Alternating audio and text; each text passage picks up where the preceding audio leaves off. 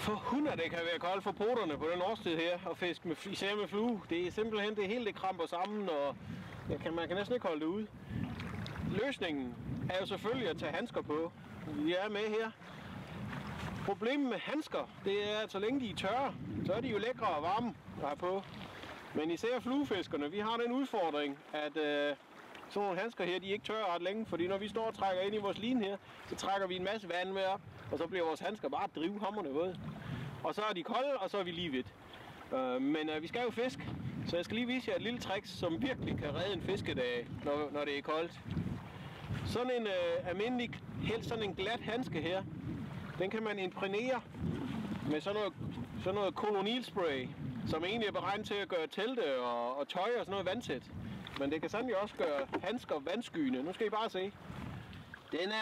Den er faktisk en lille smule magisk, den her kolonispray. Nu skal I prøve at se her. Den venstre handske her, den har ikke fået nogen imprægnering overhovedet. Og den højre her har fået et ordentligt pulver. Og nu skal I se, nu putter vi først den her ned.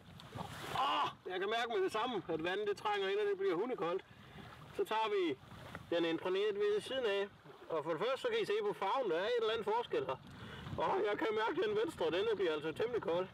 Og når jeg så tager op her, drivvåd af den her. Den her, den er tør. Vandet, det praller bare af. Og det giver altså nogle ekstra fisketimer, når man kan holde tørre handsker hele tiden.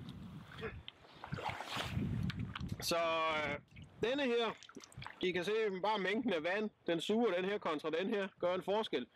Den her skal vi altså hjem og give noget kolonispray, når den er blevet tør. Men det hjælper ikke noget at gøre det herude. Det skal gøres mindst 24 timer før den skal bruges. Det skal have lov til at tørre ind og sætte sig ordentligt for at imprægnere den. Så du skal altså gøre det i god tid, inden det går løs.